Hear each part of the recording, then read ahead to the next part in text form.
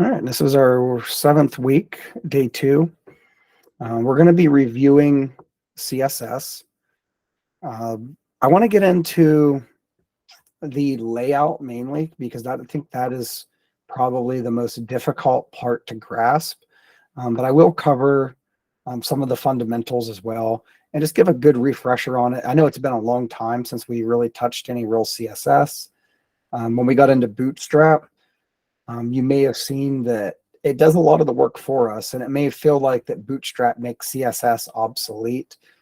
But having a firm understanding in CSS can make Bootstrap significantly easier to use, as well as enhance what you're doing with Bootstrap. Also, there's some places that don't allow you to use a styling library like Bootstrap. They'll want you to use your own CSS and create your own custom styles. That way it's very unique to whatever it is you're designing. So it is good to have a firm grasp in the fundamentals of CSS. So let me just kind of dive back into the documentation here. Documentation for CSS is crucial. There is so much content in here. You would never memorize it all. The idea is that you just kind of memorize where to find what you're looking for and not how to actually implement it by memory for the most part. So here is the MDM documentation. This is my preferred documentation. Some of the things on here we want to look at are selectors. So we have a few different ways to select elements.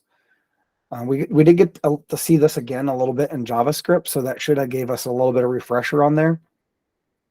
Here we're seeing an example where they're using the element selector. They're using the H1 selector specifically. We also have a paragraph selector. And then we see this using a class with the dot notation. I believe if I go down to here, we can see the different type selectors. And we also have this universal selector. I think I showed that once. It might have been during JavaScript. It'll select every single element on the page. This can lead to a lot of weird inheritance things happening, styles getting applied to elements that you weren't expecting them to be applied to. So this one you have to be careful with, but there are use cases for it. One of them is during your reset to set everything's box sizing so that it's all the same across the entire application. Another thing I want to touch on today is the box model again, just to kind of remind you of how this works and how you can use this to plan how you're going to manipulate your elements. So with that, let me open up some VS Code. And I have my HTML already pre-made here. It just has an H1. I don't have the CSS linked in. So let me go ahead and do that. I got my empty style sheet. I'm going to place the style sheet in the head of the document. The reason it goes into the head of the document is so that it preloads your styles onto your page before it starts loading content that isn't styled. Also, the head has a display property of none. So anything you place within this area is going to be invisible on the document. The title is kind of an exception because it does show in your tab what the name of the title is, but it doesn't show up actually on the DOM. The tab isn't considered part of the DOM. It's part of your UI. All right, so just a quick review on how to make all of this work, basically. I'm going to go into my CSS sheet, and I'm going to set up a selector for my body element. And to do that, I'll just type in body. I'm going to put in a code block. This will be the scope of the CSS code on the body. So anything I put in here is going to be applied to the body directly. And I'm going to do this just to make sure my CSS is properly linked and working correctly. It's kind of like when I would create a JavaScript file and place that proof of life or hello world console.log. I'm going to do the same thing with my CSS. This could eliminate future bugs that I don't have to worry about it. So I'm just going to do a background color, and I'm going to assign that to blue. So this should pretty much blind us when we look at the page now. There we go. That's working. So now I can remove this because I know that it's linked up correctly. And that's all I really wanted to do with this selector is get that. The next thing I want to do is add my reset file. This should be a pretty common part of your workflow whenever you're dealing with CSS is to have a reset file. So I'm going to go to my browser and I'm going to search for a reset file. And I'm going to bring that in.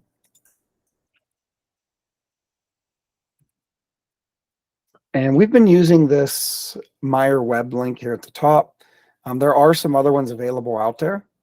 If you wanted to look at some of these, such as this one on this blog here, we could see what his looks like. We'll try it out. I see he's using the box sizing border box here. I don't think that the Meyer one includes that, so I'm going to include this one just because I like having that in my reset. And we'll see what this looks like.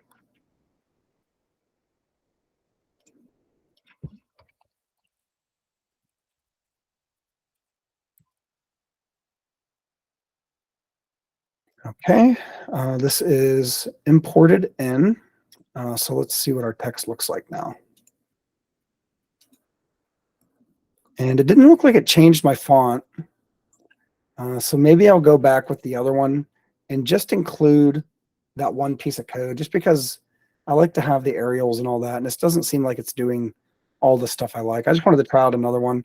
There are other ones out here if you want to have, you can even create your own if there's certain things you're looking for with a CSS reset. But again, this one doesn't have that border box. I'll just add that manually.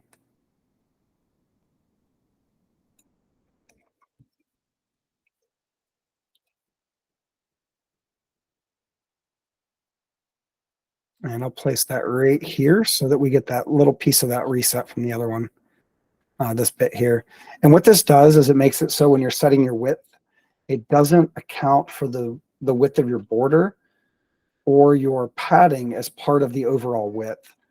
So if you don't use this and you put a width of 100 pixels and then you put a 10 pixel border, then you're going to have a total width of 120 pixels because your left border is 10 pixels and your right border is 10 pixels.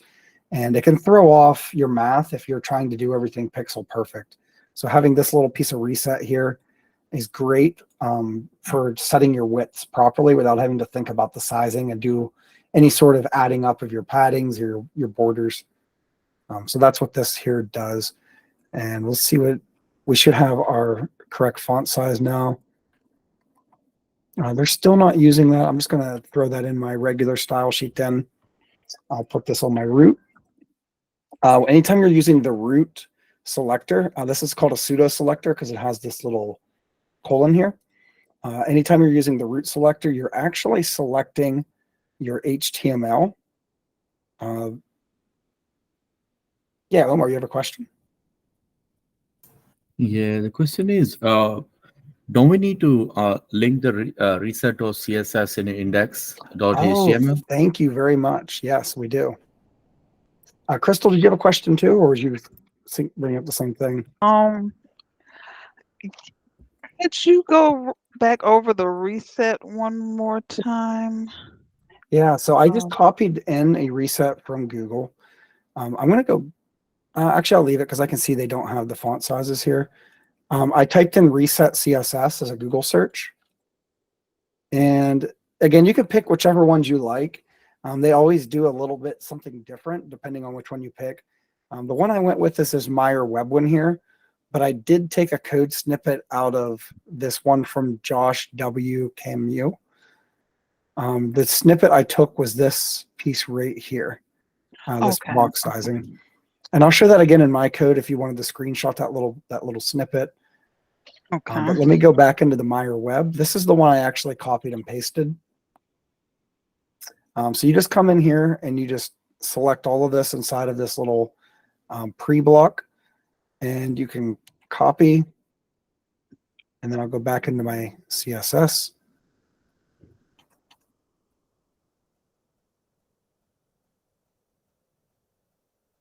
And I just pasted it right here. And I still have, this is the piece that I mentioned that I took from that other blog. This box sizing border box, The main thing you want to select is just the asterisks. If you were just doing this by hand, I'll show you how you would just type this in. Let me just remove these temporarily. I'll put them back whenever we have it set.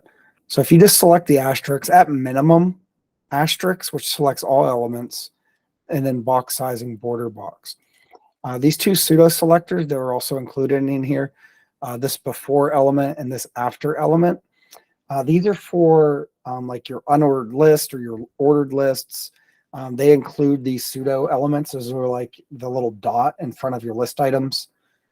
There's some other times where you could even create your own, where you create content that's a before element. It's a little bit more of an advanced technique that we don't really show here. But if you watch a lot of code along stuff on YouTube for practice, you'll eventually run into something where maybe you're creating a hamburger menu through pure CSS.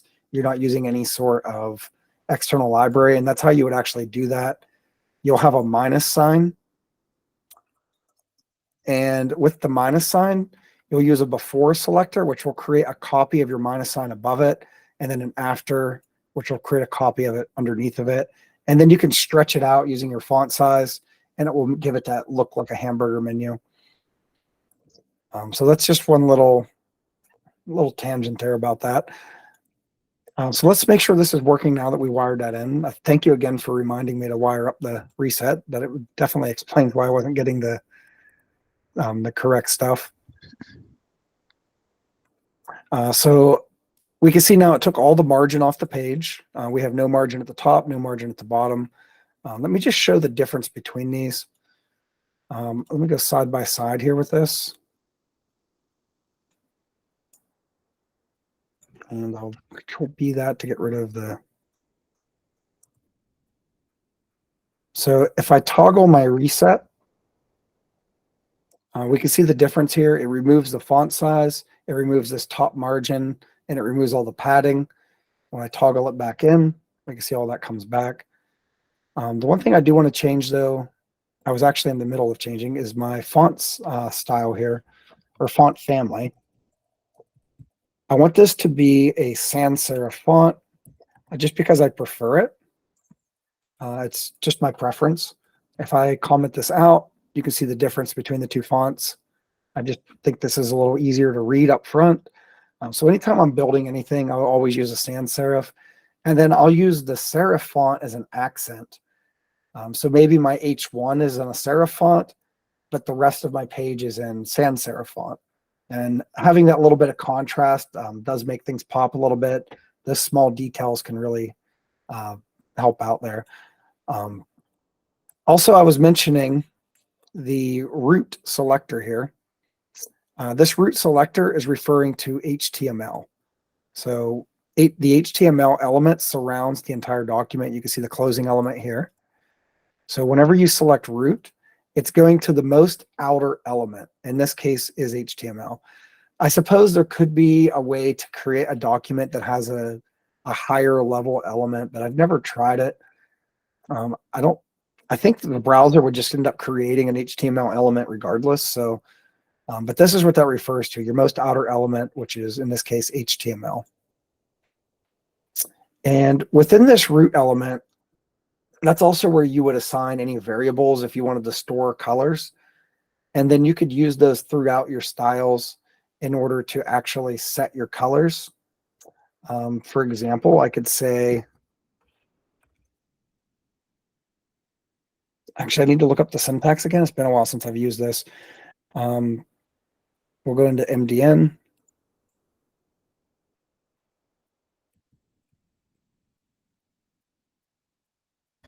I could just check the document on here and it'll have some. So yeah, it is -- some keyword or some color. So this is the variable name, and then this is the value. So we do -- I'll say red. And then we're going to assign red to be whatever color red I want. So for now, I'm just going to set this to var red. Sorry, not var red. I'm going to set this to regular red. Put a semicolon. I'm hoping to get that color picker there. There we go. And I'm actually going to change this to my own variation of it. something like that. And then in my document, if I want to use that red, I could change, say, my H1 and give it a background color of var red, like that, dash red. And when I look at my document, we're now using that variable. The reason this is useful, if you have all of your colors predefined in the root of your document, your CSS can end up being thousands of lines of code. You could have 30 different CSS sheets, but you could put all of your colors into one document. In fact, you could actually create a whole document just for this, and you could say root.css, and then inside of your root.css, that's where you would place all of your colors for your entire page. And you can have an entire color palette laid out in here, but if you wanted to come in and change the theme, all you have to do is update this color here, and it will update every single red on the page that you're currently using. Let me link that in. I'll put it above my reset, but underneath of my style. So this will be a link. And this is called root. There we go. So kind of an advanced technique here, but it is really useful. So we could have, and you could actually do something like this. You could call this header instead of red. You don't have to call it a color. So then I would change it to header here. And then I know exactly where this color is. And if I wanted to update my header, I would do that inside of here, where I have all of my other colors listed. I put main, and we'll set this to hashtag F4, F4, F4. It's kind of an off-white. And then if I go into my styles, I can set my body. We'll do background color, var dash dash, and the one we want to use is main. So this is our main color. It's hard to see that off-white. I'll just drastically change it quickly to something else. We'll do blue. And you can see that it updates my main. And if I was using this color in multiple places, it would update everywhere at once. So very handy little trick here to get all of your colors to be updated across all of your CSS pages, all of your HTML. Because remember, the root is in the HTML, the most outer HTML. So as long as this is linked into my document, it doesn't matter which one I'm using it in. It'll have access to it. Does anyone have any questions about that?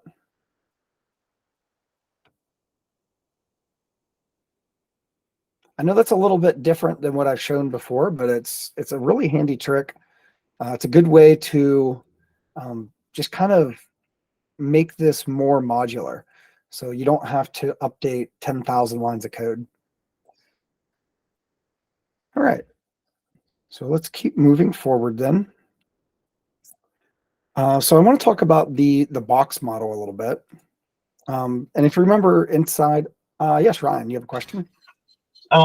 For like, if we want to go back and reference something, will we have access to these videos during Capstone Week? Absolutely. Yeah, the videos, I believe I should be able to keep them up as long as I don't run out of space on YouTube. If I do run out of space, then I can send you direct links to the videos because we have these into a cloud storage as well, and we won't run out of space with that. So, and if that is the case and you're using the cloud storage version of them, the quality is at the maximum. You can't turn it down. So it does require high bandwidth to watch them in that case. That's why we're using YouTube as a way for you to watch the videos. But yeah, these should have access for at least a year or two before we run out of space on these videos. Okay, thank you. Yep.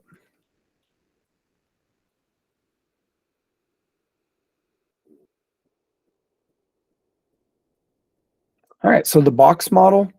Again, I wanted to show this inside of the DevTools because this is the place where you can actually see a visualization of it. So I'm just going to select my header, and we're going to look at the box model inside of the DevTools of that header. And we can see we have no margin, we have no border, we have no padding, but we do have content. And what I want you to remember with the box model, and it is good to memorize this, is margin is on the outside, and then you have your border, followed by your padding, and then your content. The order in which these are laid out is absolutely essential to understanding how you're going to be manipulating your elements on your page. So let me actually create an element and manipulate it a little bit. In my index, I'm going to create a main, and I'm just going to put, for content, I'm just going to put the word content so that this doesn't collapse and that it actually shows up on the page. And then my style.css, I'm going to select that main element,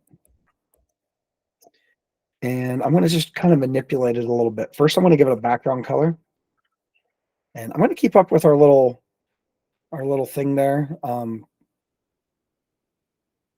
I called this main. I'm actually going to rename this to, actually, I'll leave that one. I'll create a new one called body. And we'll use this color here on the body. And then I'll change this color to something else so that we can actually see it clearly. Give it kind of a purple color. Whoop. I keep clicking.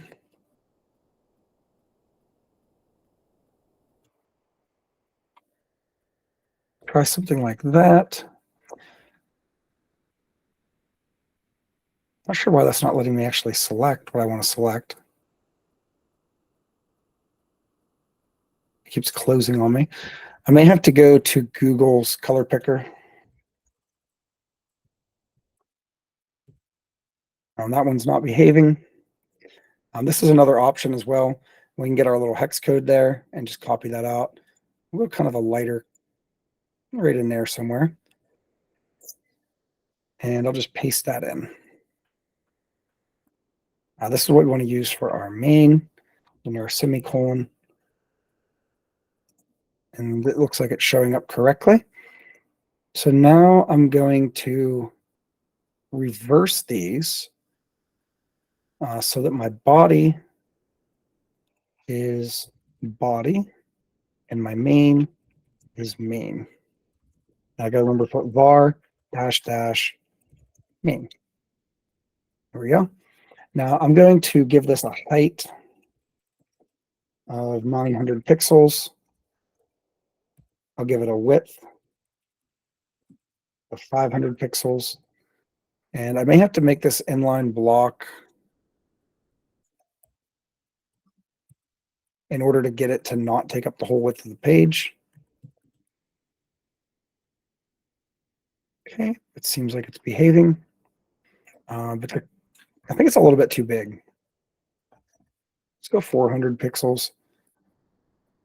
Am I just zoomed in really far? Yeah, that's what it is. Okay.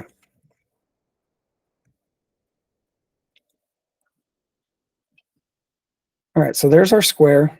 I'm going to give this a margin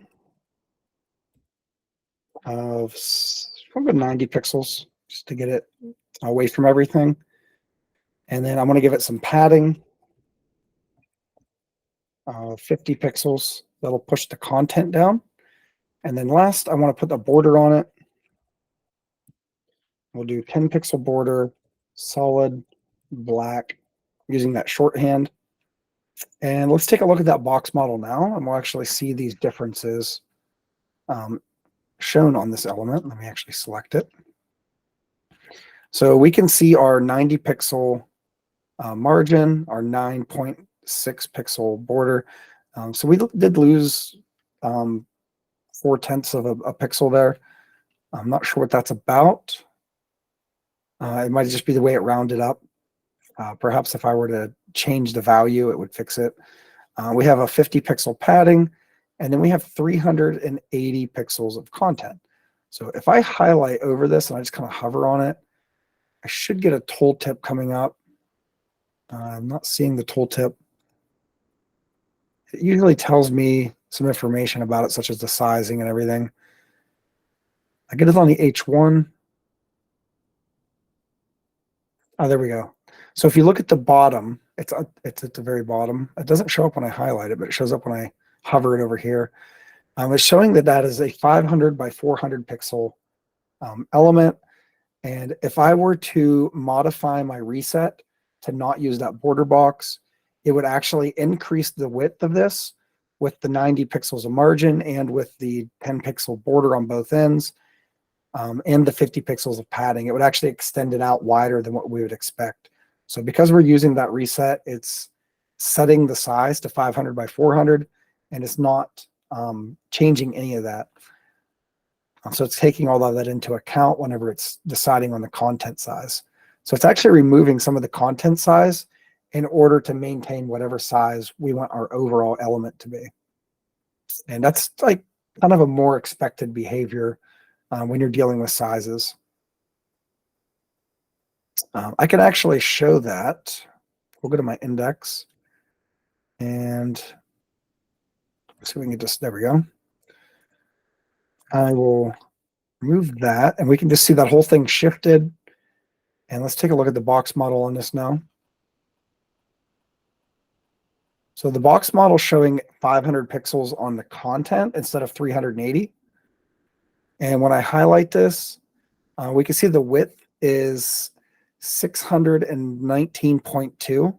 If you can see that there, we are highlighting it here. There we go. 619.2 times 519.2. So it added all that extra stuff in.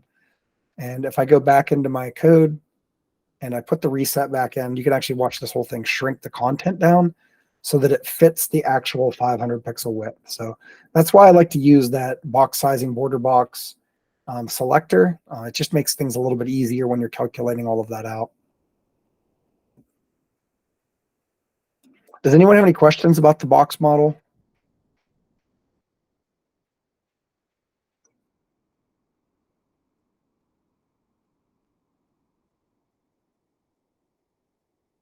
Okay, so something to keep in mind too, your margin. Remember that margin pushes elements away from elements. So if you're looking at this H1 and this main, the margin is going to push the main away from the H1. And if I put margin on my H1, it'll push away the main.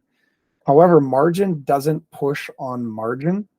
So if I have, in this case, I have 90 pixels of margin. So if I put 90 pixels of margin on my H1, at least on margin bottom, it's not going to move this content down any because the margin can overlap. If I were to put 100 pixels of margin on the H1 at the bottom, it would then move this content down by 10 pixels because it'll overlap by 90 pixels and then push it 10. And then the padding is actually pushing the content away from the border. So that's a good way to kind of remember how you can maneuver your elements around, is if you need to push your content, like your text, away from the edge of the page, you're going to use padding for that. But if you need to push your entire element away from the edge of your page, you're going to use margin for that. Does anyone have any questions or need any clarification on any of that?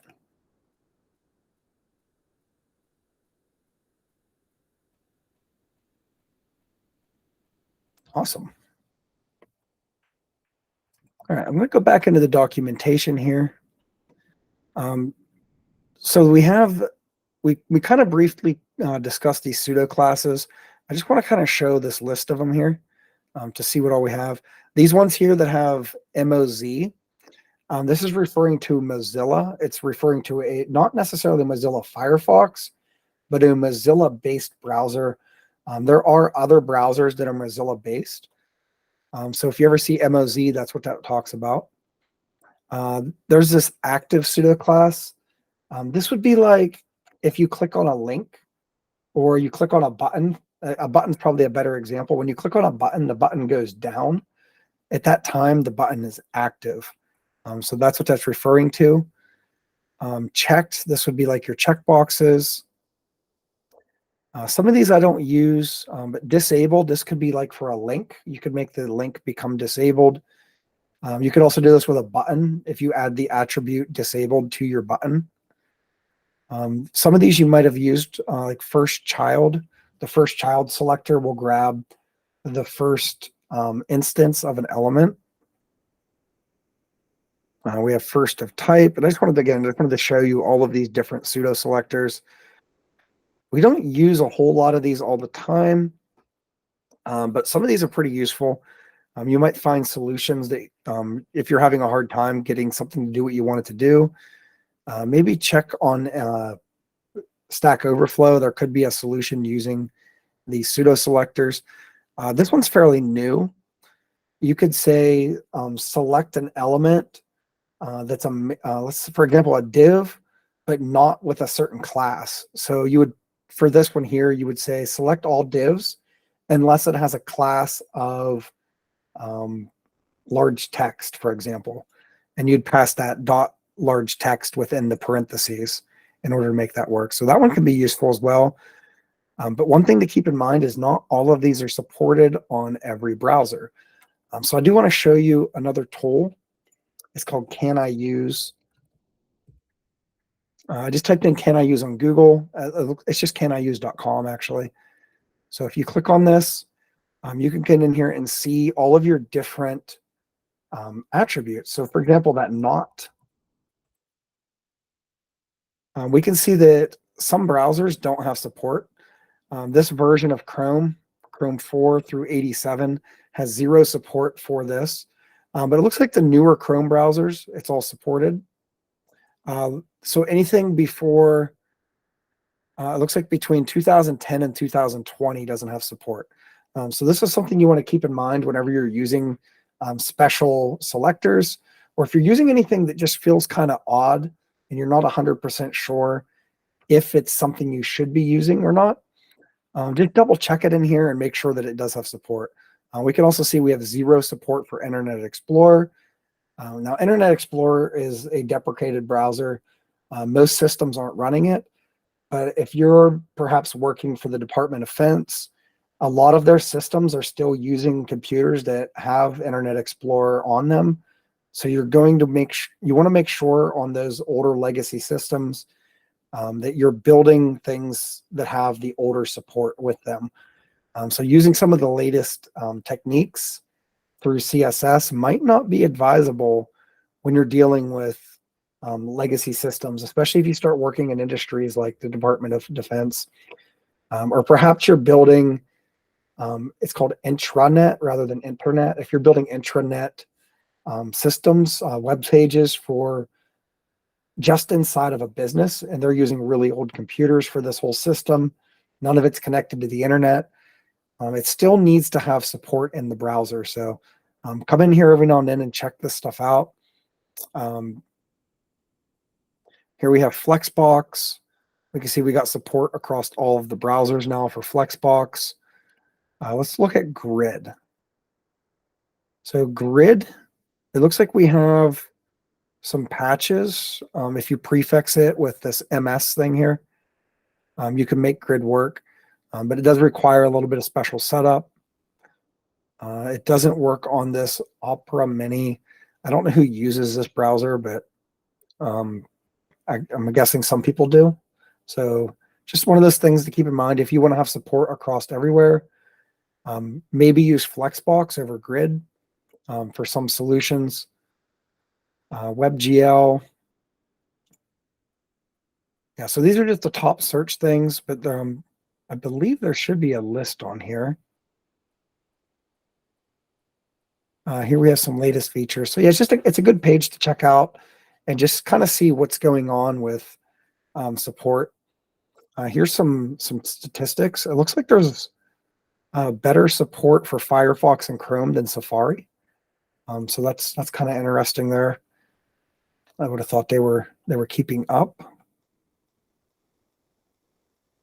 So anyways, that's what I wanted to show you with this Can I Use support and some of these pseudo selectors as well. So I'm going to get into some of the layout techniques. But before I do, I want to show you the positioning stuff. Now, you probably don't want to use positioning for layout. I've seen this done before, and it's definitely not a good idea.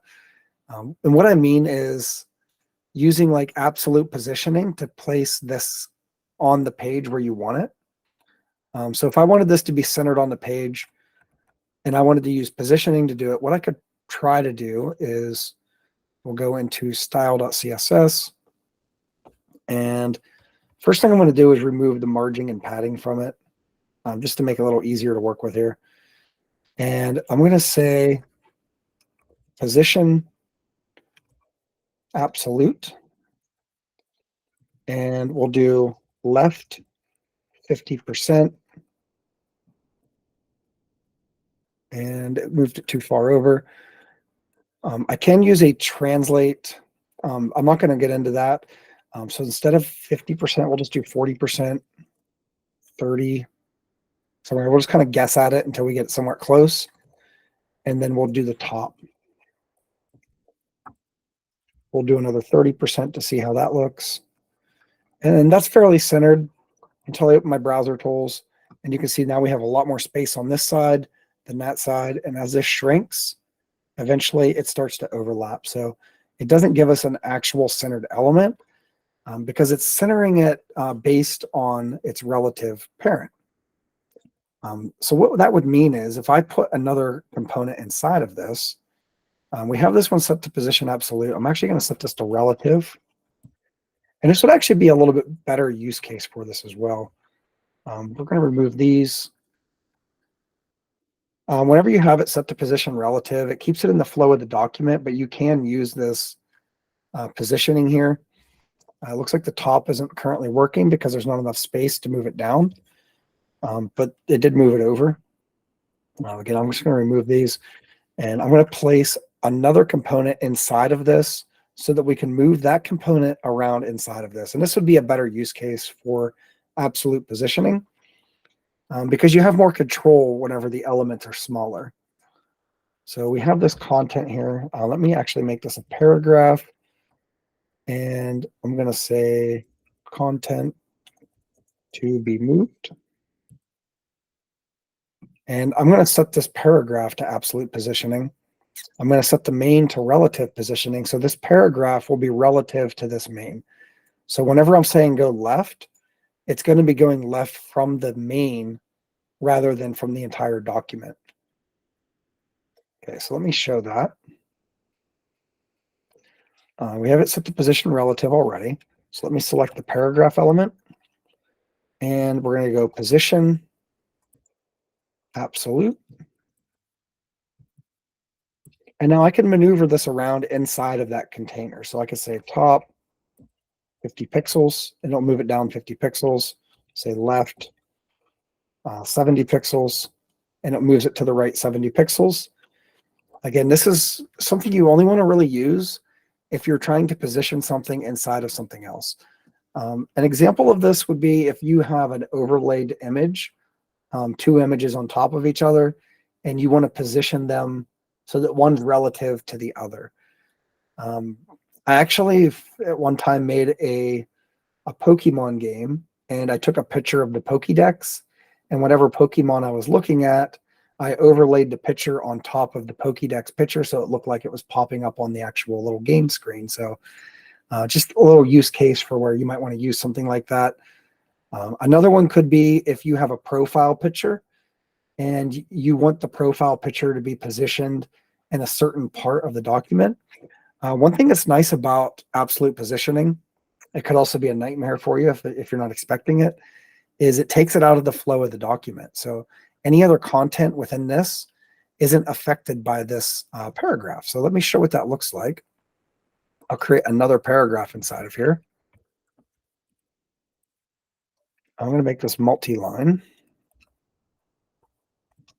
And this one I'm going to put some lorem ×2. And we can see that's overlapping now because the original text isn't within the flow of the document, meaning that it doesn't push things around. It doesn't push things out of the way. So this could be useful too if you just wanted to make some sort of overlaid image. You could also set like the opacity on that. I'll actually do that real quick just to kind of show you what that would look like. I'll grab one from Unsplash.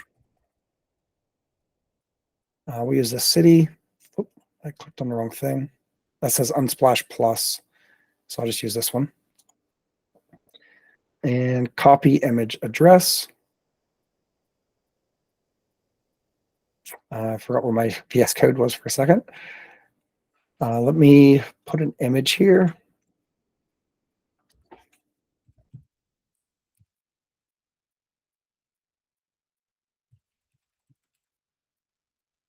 All right, so that should be taking up a lot of space right now, and it's completely in the way. It's also huge. Let me address that with this. We'll go 200 pixels.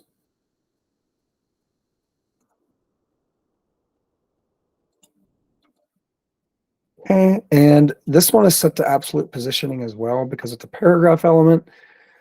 So it's already overlapping that a little bit. I'm going to adjust this though so that the image is the one that's in absolute positioning. And now the image is over top of the text. And then what I can do is change my opacity of the image. Opacity is a property that changes the transparency. I say 0.5, then that image starts to kind of fade away. So if you wanted to have some sort of effect like that, where you have your image and then you have your text over top of it, but the image is actually there, that could be a solution for you. Again, it's kind of a niche thing, but I did want to show that. But don't try to lay out your entire page using absolute positioning. It's terrible practice. It's not good for scalability. It's not good for accessibility. But I did want to introduce that.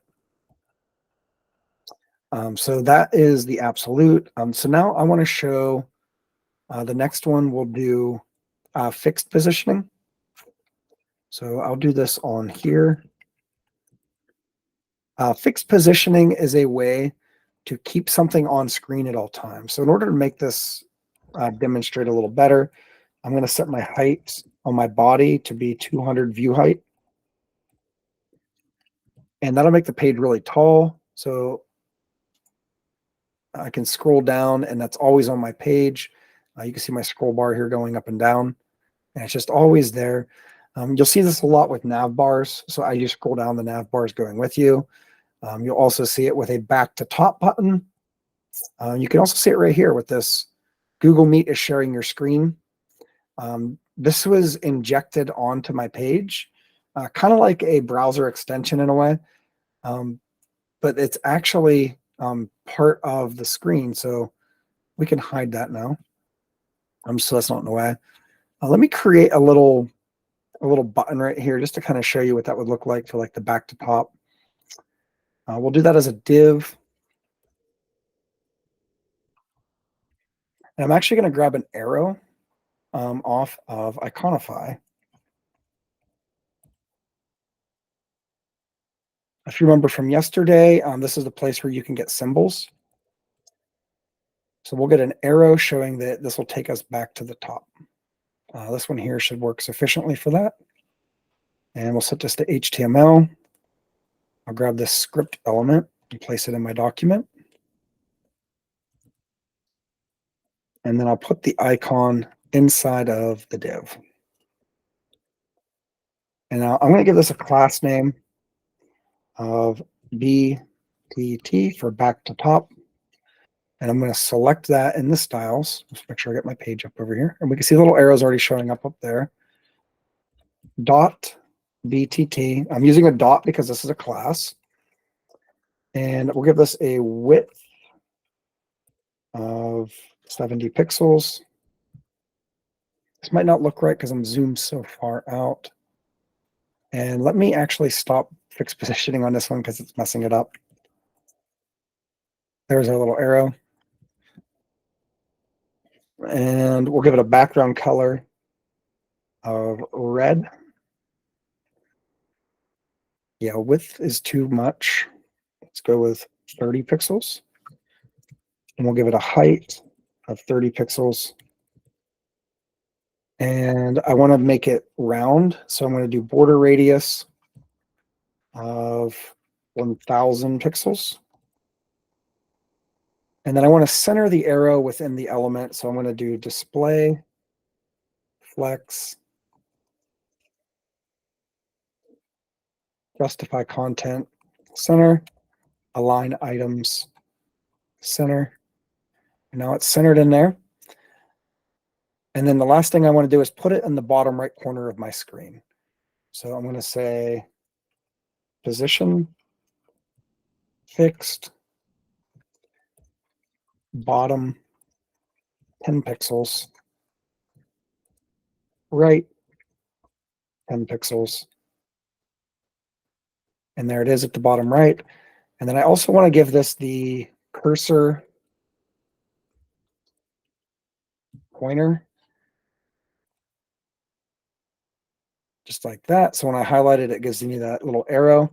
And then the last thing I want to do is actually put an anchor tag in here. And let's find the element.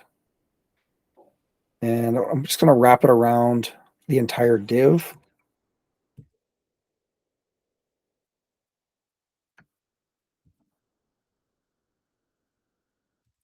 Closing tag. And then I'm going to change that to be top. And then I'll put top on my H1. ID, top. So if I scroll down and then I click on this, it scrolls me right back to the top. So something you've probably seen on pages. I have to style the color because it turned it a little bit blue whenever I added that anchor tag. It's just a little trick to make it so that it could take you back to the top.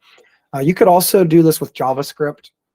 You would put a click listener on this, and you would tell it to. You could do like a smooth scroll so that you can actually see it scroll up to the top.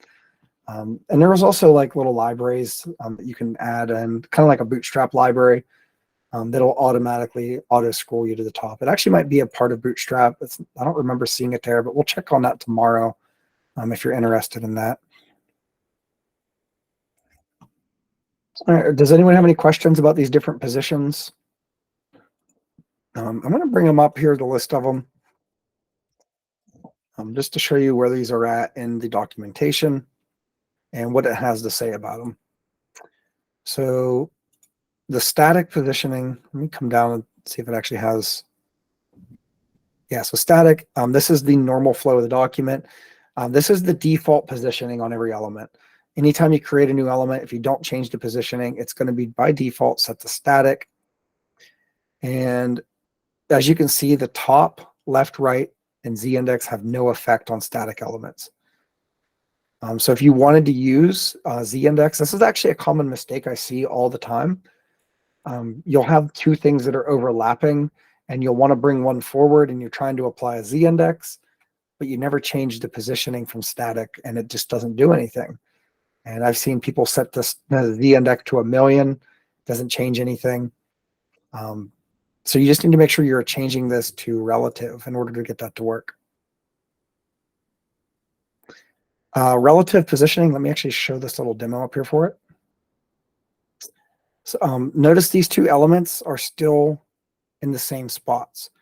So whenever I switch it to relative, it's still keeping the spot where that would be, even though we're moving it across the page. It keeps that area opened up. So it's still within the flow of the document. It's just positioned down here, but it's still technically positioned up here according to these other elements. They think it's still there. So they're going to keep that space for it. Absolute positioning, this is the one that takes it out of the flow of the document. So watch these two blue boxes here when I click on it. You can see they collapse together, and it actually changed the positioning based on the entire document. And then we have our sticky. This is the one where it stays with it as we scroll. So we did our little back to top button. And that's all four of them. So is there any questions at all about positioning? Any questions about maybe where you would want to use these or anything like that at all? Do you need any more like examples, real world use case examples for where you'd want to use something like this? Are we all pretty good with the positionings?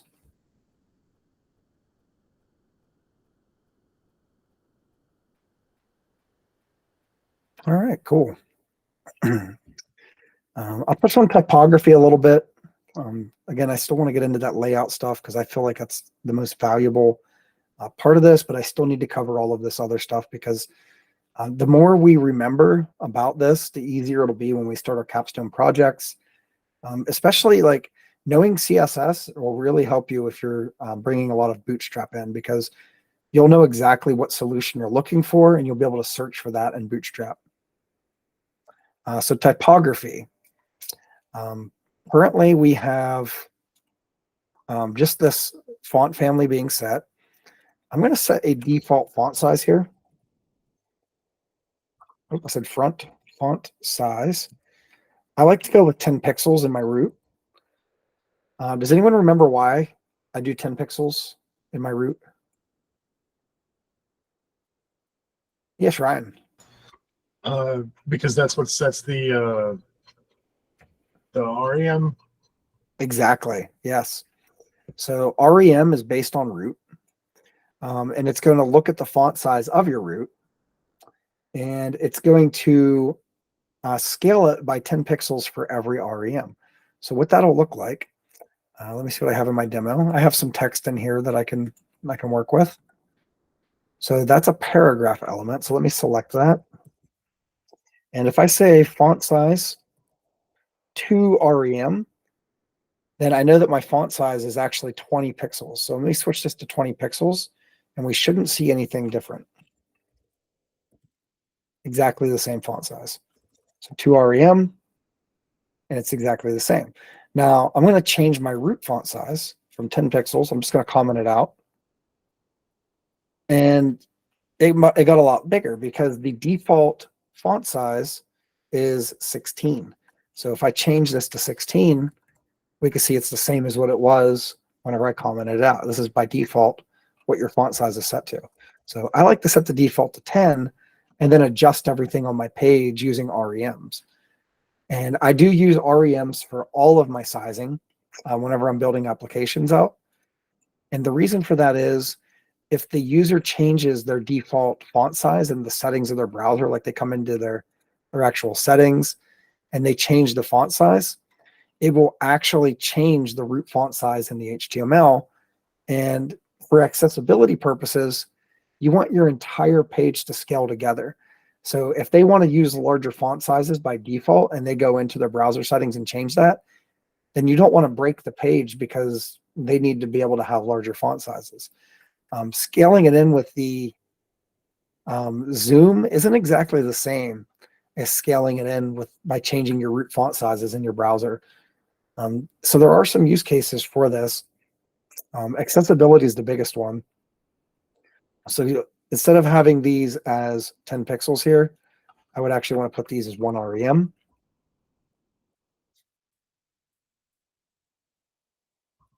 And if you need to do decimals, you definitely can do that. So if you needed to fine tune this, you wanted this to be 21 pixels, you would just do 2.1, and that's 21 pixels. So this is, it's pretty straightforward. On this border radius, you don't have to use rems here. 1,000 pixels is just like a little trick. Something you'll see sometimes is people will use percentages here. So if you say 100% on border radius, it still looks round. But there are some cases where if you hit a certain size, which I'm not seeing it in this specific example, but sometimes it'll start turning into an oval if you're using a percentage.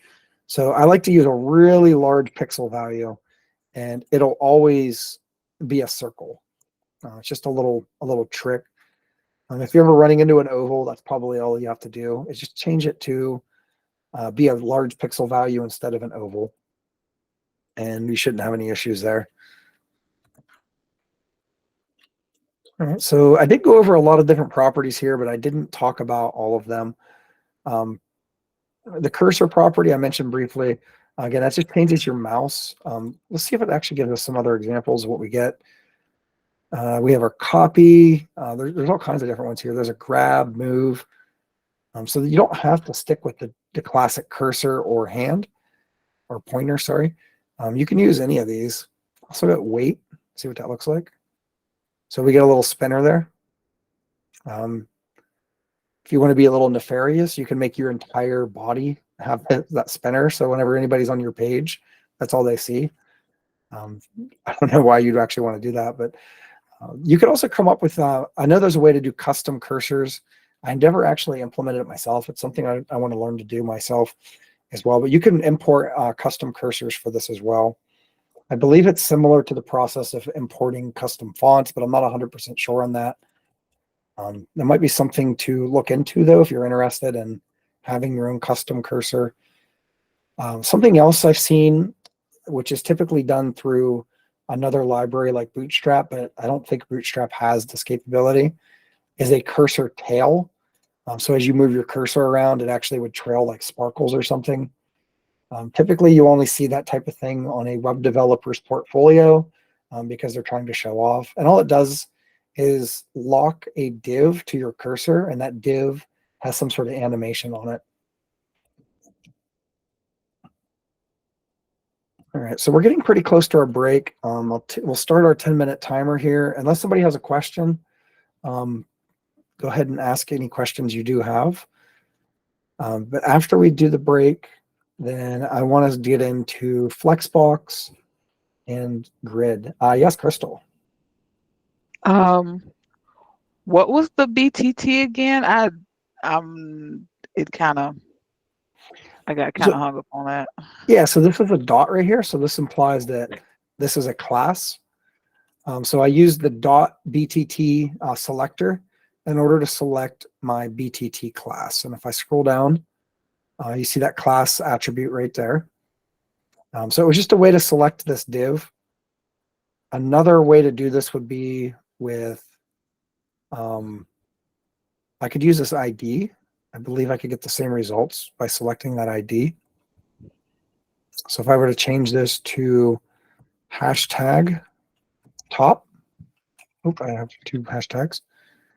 That should still work. Not as good, but it is another way to select. So this is the ID on the parent component. I'm going to put BTT class back in here. Does that answer your question? Yes. All right. Yeah. So just to recap, I actually didn't cover the ID there. I'm actually glad you brought that up. If you're selecting by a class, remember you're using this dot notation. So if I had to select this by a class, I could call this a class called text. And then in my style, instead of selecting this P, I would do dot text, and I'll have the same exact result. It's just a more specific selector. And if I wanted to select something by ID, such as this image, I could give it an ID of picture, would be a good ID name. And instead of image, I'll do hashtag picture, and I have the exact same result. So just another way to select things. Remember, an ID uses the pound sign, so this has an ID number is the way I remember it. And classes have a period, so class period. It's just the way I remember which one's which, so that I don't mix up my ID selector with my class selector. Is there any other questions?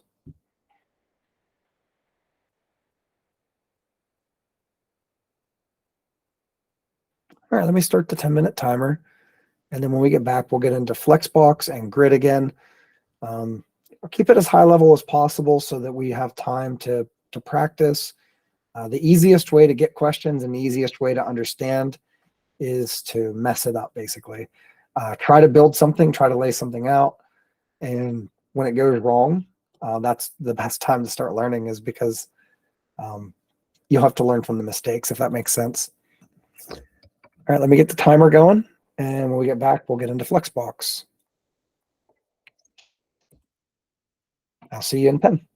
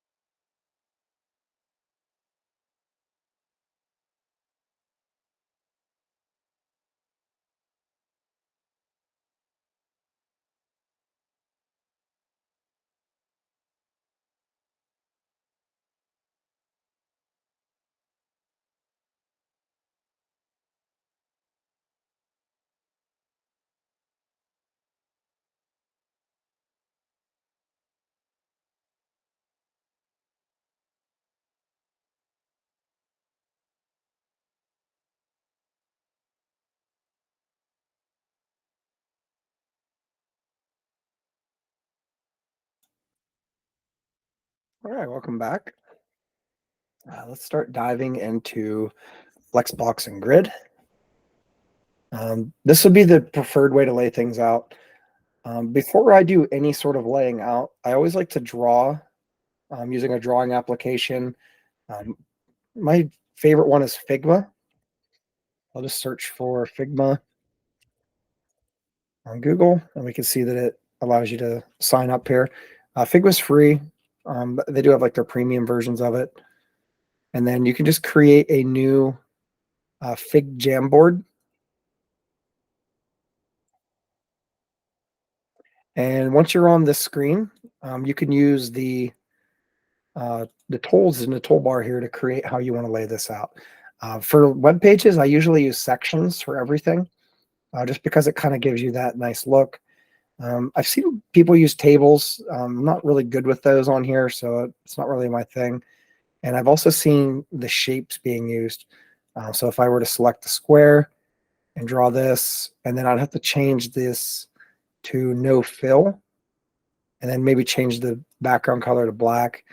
You could get a decent result using this shape as well. I just prefer the section so I can label it.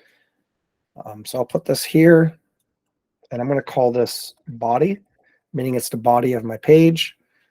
And what I want to lay out is a page that has a header. This header isn't going to be a navigational header. It's going to be a content header.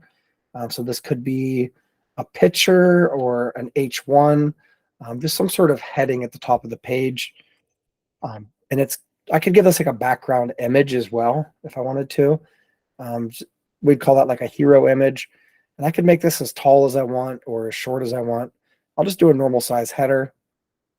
Another element I want to create will be a side navigation. And then all of my main content will be on the rest of the page. So it'll look something like this. And this is always a good idea to kind of draw this out before you actually build it, so that you could see what this is going to look like and know exactly how to lay out your HTML. Looking at this, I could see I have a component here and two components here. So what that tells me is my body is going to be set to display flex, and it's going to be in flex direction column. And let me show you what I mean. If I make this a column and I remove these here, we want the heading to be at the top, and we want the side navigation to be left and right. So in order to accomplish that, we actually need a wrapper to go around these, and we'll call this div. So if you don't pay too close attention to these two being side by side, if you look at the heading, we have a heading on top, and then we have a div directly underneath of it. So these two elements, because these two are siblings, and they're the direct children of the body, if I set my body to display flex direction column, then these two elements are going to be stacked on top of each other. Now, inside of this div, if I set this to display flex, then these will be side by side, because by default, your flex direction is going to be a row. And that's why we have to set our body to display flex with a flex direction of column. So it puts the heading on top, and then it puts the div directly underneath of it. Now, because this side nav and this main are nested inside of this div, then we know that the div needs to put all the elements in a row. So that's going to be flex direction row, which we don't actually have to set, because by default, it's already going to be row as soon as we say display flex. So with the div, it's just going to be display flex, and these will be side by side. So let's go ahead and build this out now in our HTML. I'm going to undo some of this stuff just so that I have a fresh start. I could create a new page, but I don't really think it's necessary. I'll keep the style sheets here, and I'm going to empty these out. Excuse me. Empty out style. And I'll keep the root. There's nothing in here really hurting anything. Actually, what I'll do is I'm going to rename these, and I'll change this one to be more of a red, something that really, actually a blue. It's messing up again. That'll work. So I'll make this one be our nav. This one is main, and this one's header. So we'll actually use those colors on our style sheet. So let's go ahead and build this out now. Remember, our body is going to be set to display flex. So I'm going to give this a class of flex container. Now this is optional. What you could do is just select the body itself and set it to display flex. But for what I actually want to do is make this more of a utility class so that it will automatically do display flex and flex direction column. So I'm just going to call this flex column. So that'll automatically set that up for us. So anytime I use flex column, we'll have a column. And inside of our column, we're going to need a header. For our content, I'm going to give this an H1. And I'm going to say, welcome to the greatest website ever. Okay, so that's good enough for the content on the header. Next, we want our side navigation. But remember, when we look at our drawing, I have this div wrapping the side nav in the main. So I'm actually going to make this div first.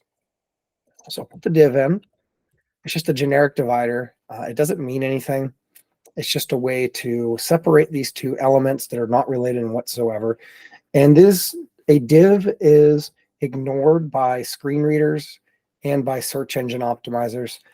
Anytime you use a div, it doesn't even look at it. So if you have a whole lot of divs on your page, don't worry about it, as long as you have the semantic elements buried within there somewhere. That's the important thing. So next, I'm going to put my nav here. And inside my nav, I'm going to put a UL. This UL is going to have some LIs. And these LIs are going to have some content. We'll call these links. And we want to we'll create 5 of them. This is just a little shortcut for putting content in your elements with these curly brackets here. That's just another little Emmet shortcut if you ever need to create things quickly like that. So we're saying create a UL that has, actually this isn't going to work the way I want. Let me cut this. We'll do the UL first, and then I'll paste this back in. So we want to create 5 LIs with links. Otherwise, we would have created 5 ULs with an LI in each one. That's not what we want. We just want to create 5 links like that. Actually, let me back up. Each LI should have an anchor tag because these are links. So I'll put my curly brackets. We'll call it a link. I'm going to put a $sign here. $signs is a way to count using Emmet. And then we'll say times 5. So that'll give us 5 links inside of our LI that are in anchor tags. So there we go. Let me format this a little better. I'll drop this one down, and this one down.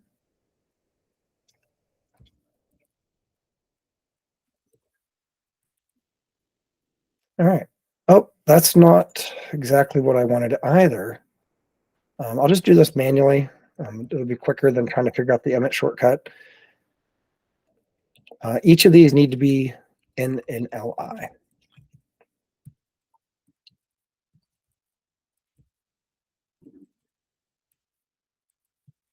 Learning the Emmet shortcuts is definitely a good thing to do. It can really speed up your development process. It's not something I typically try to do, is nest a whole bunch of different shortcuts, but figured I'd just give it a shot and show you that you can do that if you want to. So that'll be our side navigation. And the last thing we need is a main. This is our main content. Within the main content, I'm going to do an article just to get that whole semantic thing going. We'll give it 2 sections. And then in each section, I'm going to put an H2. We'll say chapter 1. And under this H1, I'll put a paragraph element with a lot of lorem in it. We'll do lorem times 5. And I'm just going to copy actually this entire section so it duplicates it. So we have 2 of those. That's a decent amount of content. And again, this is all we're trying to make here. We're going to have some text on the page. We're going to have our navigation on the side, and we're going to have our heading at the top. So that is the goal. So let's see what we look like so far. Everything's really tiny because of our font size. I'm actually going to change that back. I'm going to make it 20. There we go. Now this is a little bit easier to see. And next thing I want to do is actually give all those background colors so we can see where the elements actually live currently. So we have our header was first, and we'll give it a background color of header. And then we have our main, I'll do side nav first. Nav, background color of nav. It's not the greatest blue. We can also do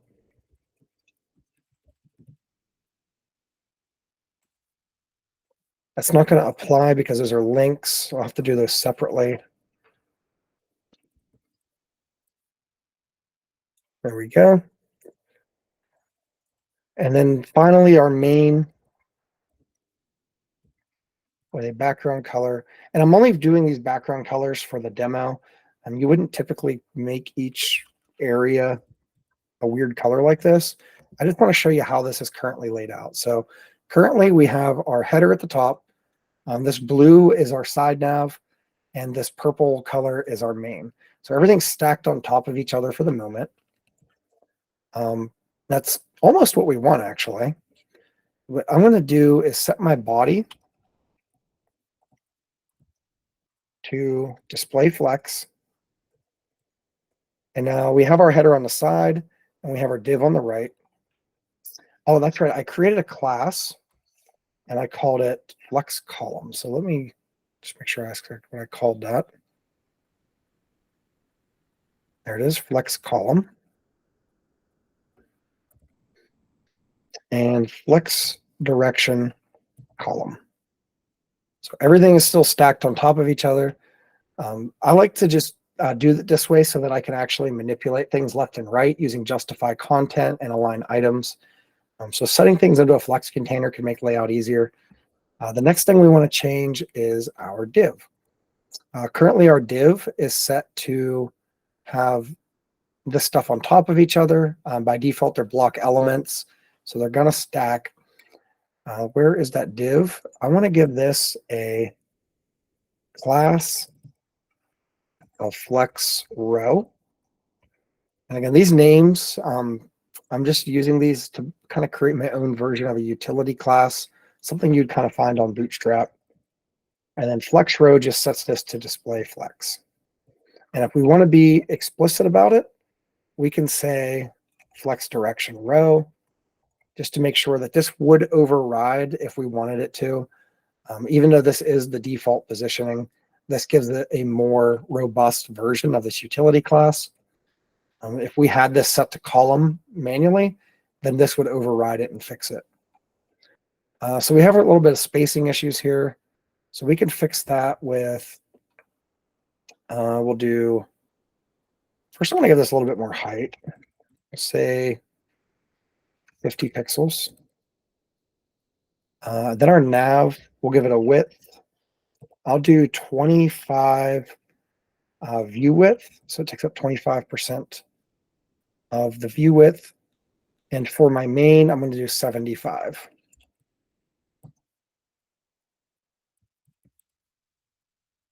Okay, so here is our result currently. We have basically what we wanted to get from the drawing. Let me bring up that drawing again. So we have our heading at the top, our side nav on the left, and our main on the right. And that's exactly what I see here. This is a little tight to the edge of that component. Normally you wouldn't have this as a blue background color and this is a purple background color, so you probably wouldn't even notice that. But we can fix that with padding. Remember our box model? Padding will move the content away from the border. So I'm just going to give this 20 pixels of padding just to get that away from the border. You can see the border there. And now we added that 20 pixels of space between the content and the border. Over here, we have our links right up against the edge of the screen. So we can do the same thing there. I'll put these on the nav.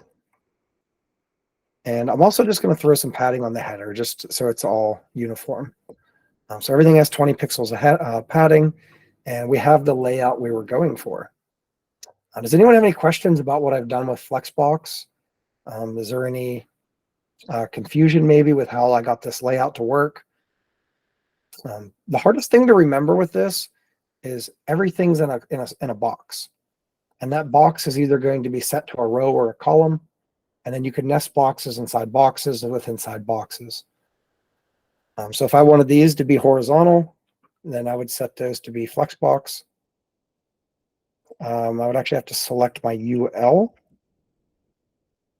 and say display flex. And now those are horizontal.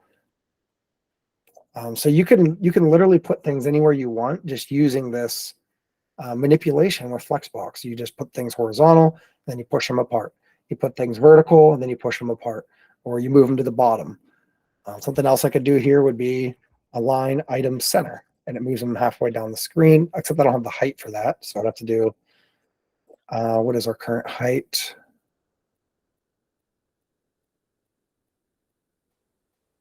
I don't believe I set one anywhere. I'll just set one manually here on the UL and say height. We'll do 75 view height. And now they're halfway down the page. Because I have the align item center, not because of the height. The height just allows them to move halfway down the page. The UL, let me do a quick inspect just to show you what that looks like. So there's the UL, I'm highlighting it. So exactly halfway down the UL, the links centered themselves on that UL. Because I gave them the 75 view height and using that align items. And one thing to remember is align items and justify content only works if you're in a Flex container. And how do you know if you're in a Flex container? You look inside your DevTools and it will say Flex. And we can actually toggle on the lines to see what this would actually look like. We get all our little borders going on there. It's kind of nice. You can see how those, you can see each content and how they're divided up between each line. So this is useful. This also works with grid. So that's the next thing I want to cover now is I'm going to do this exact same layout, except I'm going to do it with grid, except I'm going to fix my links. I don't like them being like that. So let me just comment that out. So our links are back to normal. And to do this, I'm actually going to rename this one to flex.css. And I'm going to create a new style sheet. And it's going to be called grid.css. Again, this is just for demo purposes. This isn't something you would normally do. Just so I don't have to delete all of these and recreate everything. Okay, so to make this in grid, the first thing I want to do is link it into my HTML. That's easiest thing to forget. So we'll say grid.css. And then I want to grab those colors out of my Flex so I don't have to reassign those again.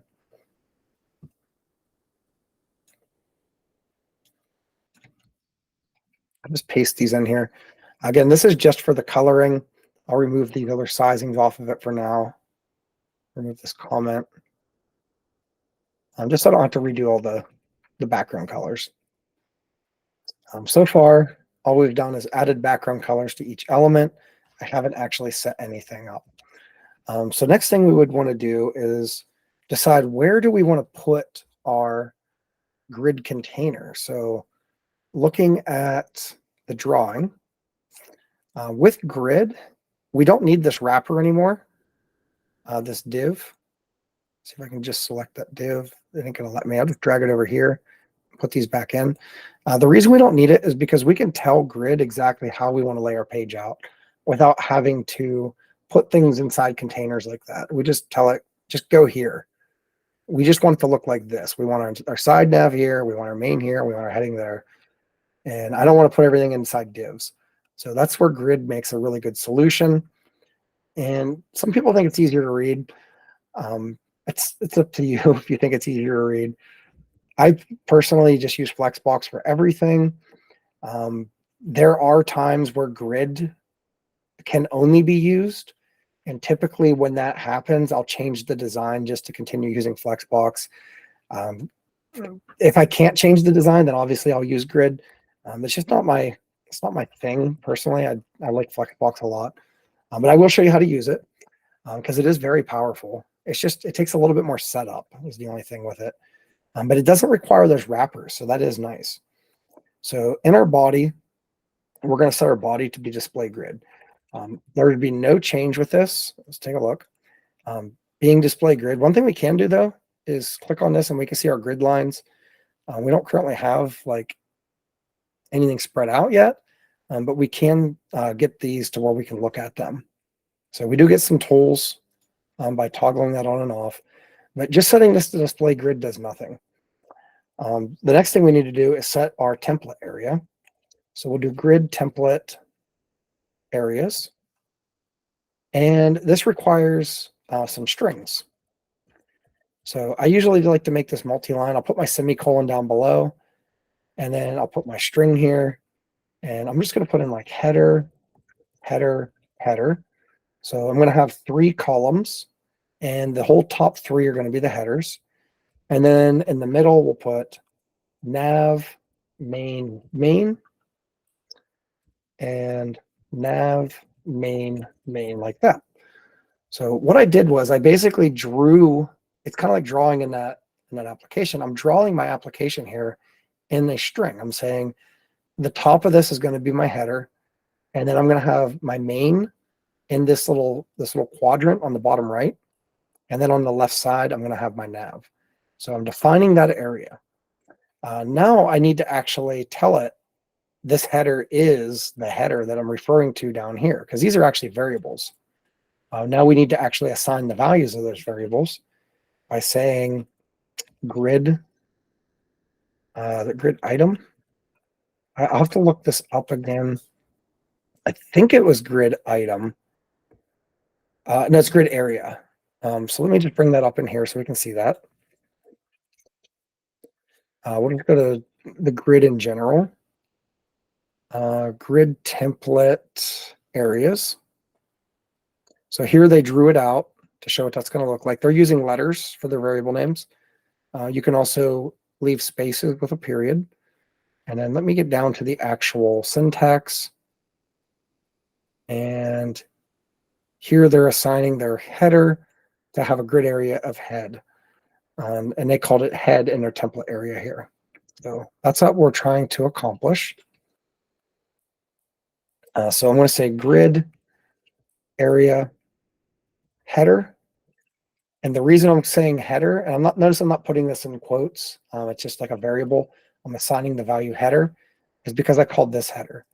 If I called this banana, and then I would have to call it banana up above. These are what kind of link it all together.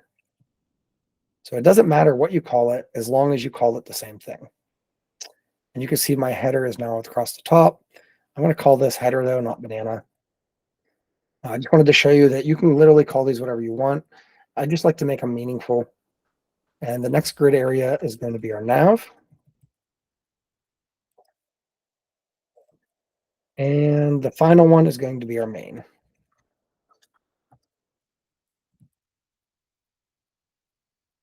One thing to note is I still have a div on my page. So whenever you set your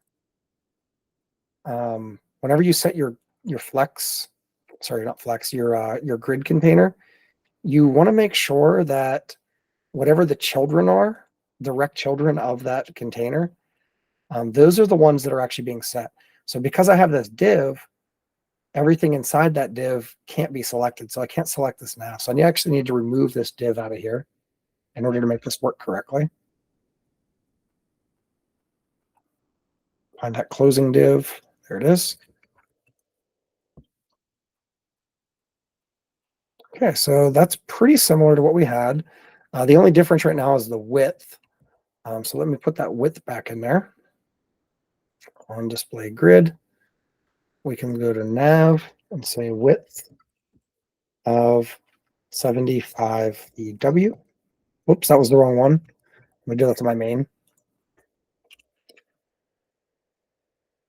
Actually, instead of doing the sizing like that, I can actually go into my body. And let me actually put this at the top. I don't know why this is at the bottom. Everything in here is backwards right now. There we go. I can use grid template columns. I can say 1FR, 1FR, 1FR like that. And that'll set up our width the same way. So it's using up 75% instead of the whole thing. And it's actually using 33%, I believe, because it's one fractional unit. And because we have 3 columns, each one of these columns is going to take up 1/3 of the space, because we said take up 1 fraction of the space. If I were to change this to 2FR, then it's going to take up significantly more space. In fact, it's going to take up half, because this is 4 fractional units total now. If I remove one of these, and then we have 2/3 set up again, but we're taking up a lot more space going the other way. I could also do 1FR and 2FR this way. If I wanted to make sure this side was taking up, the main is taking up significantly more than the links. So you can use these grid template columns to adjust your actual columns that are being represented here. Does anyone have any questions about laying out with grid? Yes, Omar. So the question is, we can divide this grid template column to as many fractions, like 5, maybe 6, 7. Yeah, and also you can do that here too. So you can say header, main. I just need to make sure to add the same number. Main. So now I'm saying that we have 1, 2, 3, 4, 5 columns total. And then Now up it's here, 20% each. Okay. yeah, you can adjust the width of each column based on these fractional units. And they don't have to be fractional units. You can use pixels here or any other unit. I could say make this 100 pixels, and it'll always be 100 pixels. And then this one over here, take up 2 fractional units. So it'll make this side dynamic. It'll make this side fixed. So there's more than just the fractional unit. But the fractional unit is only used in grid. So it's kind of a niche thing. You won't be using fractional units to set widths on like anything outside of grid, basically, because it can only be used in grid. But it can be used in other parts of the grid system. The grid system's big. Like there's so much more to it than just this. What I'm showing you here is probably the easiest way to implement it and just kind of get it working out of the box. It's like a starting point. It's doing what I just did here doesn't make you a master of grid. It just gives you the basics to where you could learn more about it. It gets way more in depth and gets way more powerful. In fact, what you can do with grid definitely blows Flexbox out of the water, but it's so complex. I always have to come in and look up the syntax on it, and it's just so time consuming because I don't use it regularly.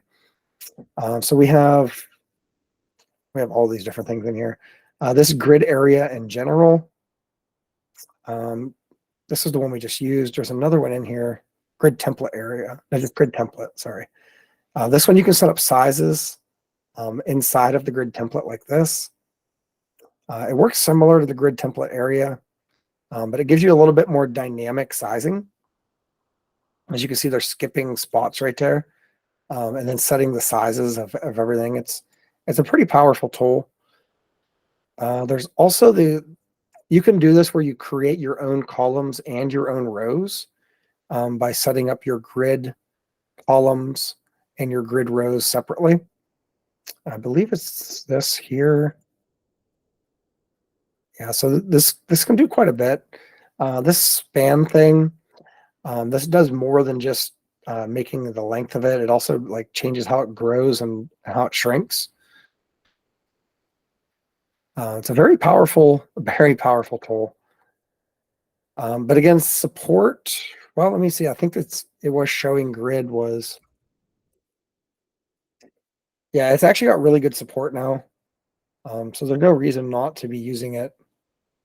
But it's one of those things where it's not a end all be all solution, because you can use CSS Flexbox inside of your grid. And in fact, you should. You don't want to be doing horizontal layouts, or 2D layouts, I should say, because you're only, like, Flexbox only works on one axis.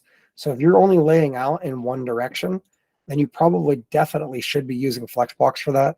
But whenever you're doing these XY layouts, where you have the heading going across, you have the nav on the side, you have like everything in here is taking up 2 dimensions.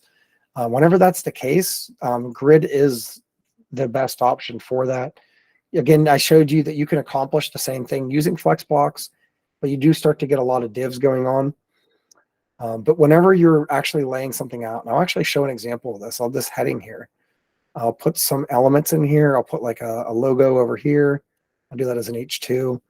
And then I'll put some content on this side and show you the difference on this. Because yes, you can lay this out with grid, but it would not be easy to lay this out with grid, because everything in here is going in one direction. You would have to use those dots to like separate this out, and then you'd only have one row, and it would work. But at the same time, is it really the best way to go about it when you can just say display flex space between? So let me do that real quick inside of my nav. Actually, I have to put some elements in there to make it work.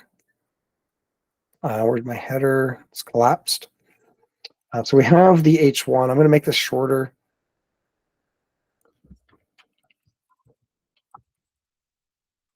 It'll be VSS Incorporated on the left as an H1.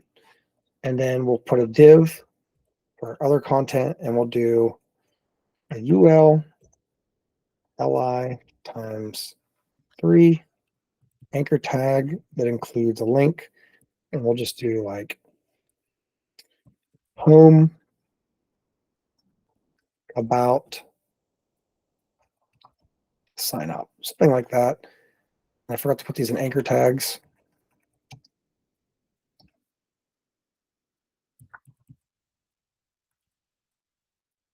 There we go. So let's see that on the page. So those are at the top.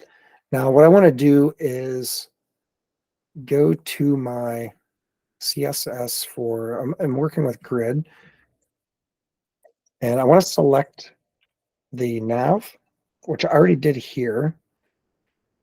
Where is my, I don't have that class set up. So yeah, I'll just select my nav again, because this isn't the same as my grid styles. These styles are separate.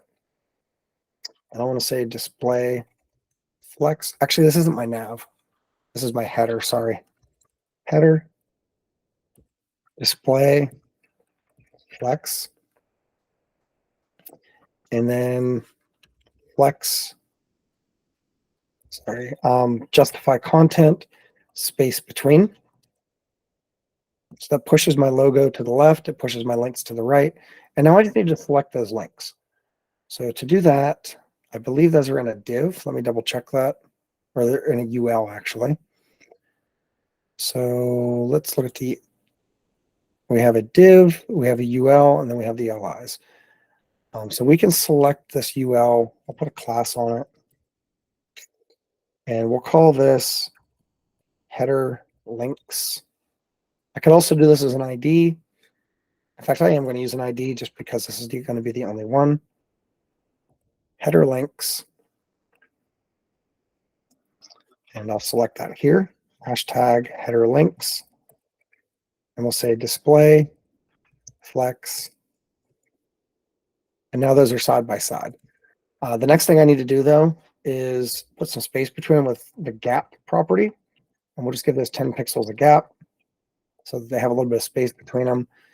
And then I'm also going to put a little bit of padding in my header. We'll do 10 pixels. Drop my colon. And there we go. So I laid out the header using Flexbox, but I laid out the entire page using Grid. And we can actually see that here. If we look at my body, inside of my body, we have a Flexbox container. So here is the grid lines that I was talking about earlier. We can see exactly how this is going to be laid out looking at these. And then if I click on Flex, we can see how the content is set up for that. These little hash marks here is the empty space from using space between. We can see the underlines here showing us our gap. And we can actually see where the content is being surrounded. So it does tell us quite a bit if we know how to read it. And we also, these grid lines, these are our rows and our columns. So we can see where the two mains are. If I look back at the code again, we have two mains on top of each other here. We can see those inside of here. They have a grid line there and a grid line here. This is our first main. And then we have our grid line there and one at the bottom. That's our second main. And then at the top, we can see where our header is laid out. And over here, we can see our two navs. So this does give us some information that we can use. And we can toggle that on and off just by clicking inside our dev tools. So pretty handy little thing. Any questions at all about this? Again, these are great tools. Flexbox and Grid, very powerful. Just to have some extra stuff in here while we wait on if anyone does have any questions. I just want to make my H1 have a different font size. We'll do 30 pixels for that. And my H2s, font size of 40 pixels. So now my H2s are bigger than my H1, just to show you that you can do that. And actually said font size, there we go. That's perfectly acceptable to have a larger H2 than an H1. It comes down to search engine optimization and screen readers when you're dealing with these headings. And this is a common practice to put your H1 in your header at the top of your page like this as a logo. I see that all the time. And it doesn't affect anything. It actually can help your search engine optimization. If you don't really have anywhere to put an H1, just throw it up here into your navigation area. Just so you do have something on the page for the web scrapers to find.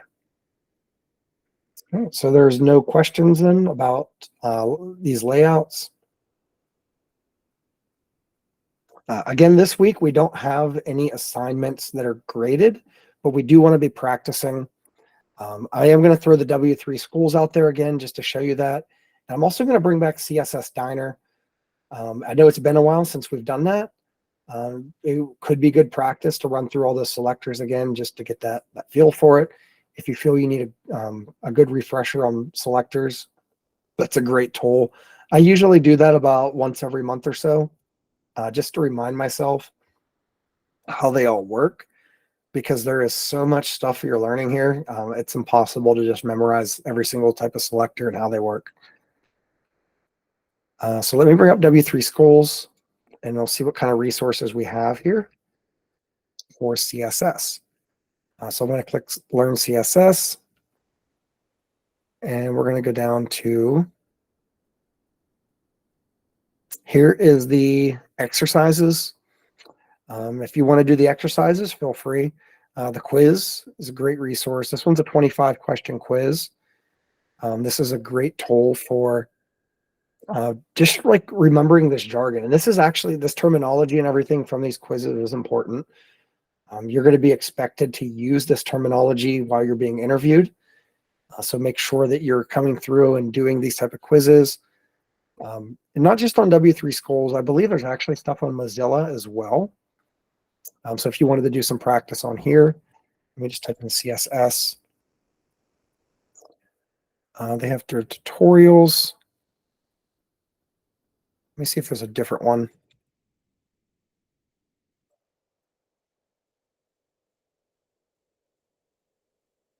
I know they have something on here for it. Let me see. Learn to style using CSS.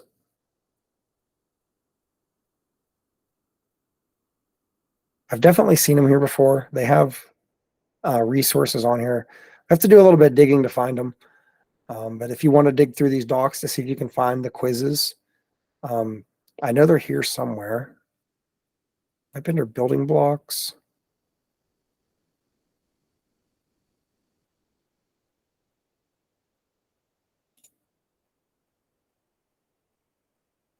Yeah, anyways, I don't want to spend too much time on just digging through this right now. If I do find them, I'll share those links for you. But we do have the W3 schools, the quiz here. I'll paste this quiz into the Slack class chat. So we have that available to us.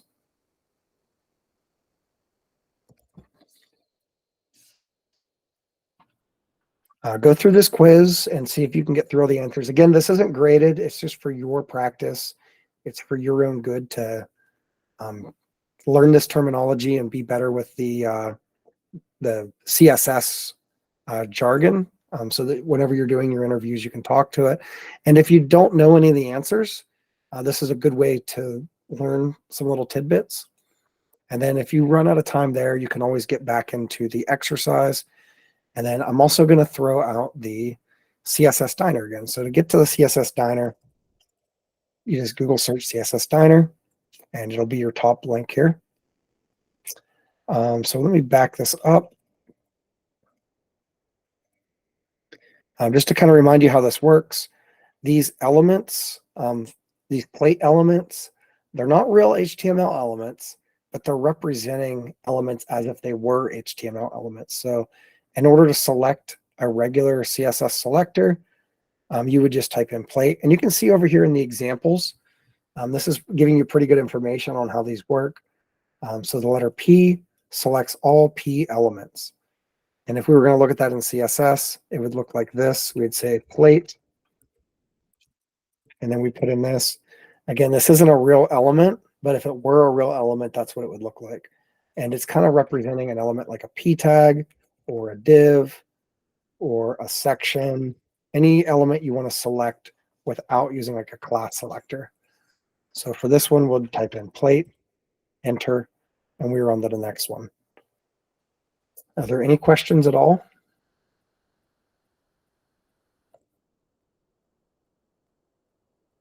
All right, and if you're feeling really comfortable with all of these, you can always just practice laying out web pages. There's no better learning tool than just trying to build something. So try to build like a blog or something. Maybe actually even write like a real blog post if you're comfortable with that, and make it look really good. And you can publish it on your GitHub pages. Once you have it all written up the way you want, you could write about a blog that would say discuss what you've learned so far in software development, how you feel about the industry, things like that. Having little things like that on your portfolio is a great touch for potential employers. So you could just, you could even generate a lot of this using AI. I know some of you are already using Google Bard and ChatGPT. So you could get some content generated like that. And then just make sure you're going through and practicing these different layout techniques and try to get things as pixel perfect as you can. If you're having trouble getting something exactly the way you want, let me know so I can help you with that. All right, is there any questions at all before the breakout rooms start? Any comments, anything?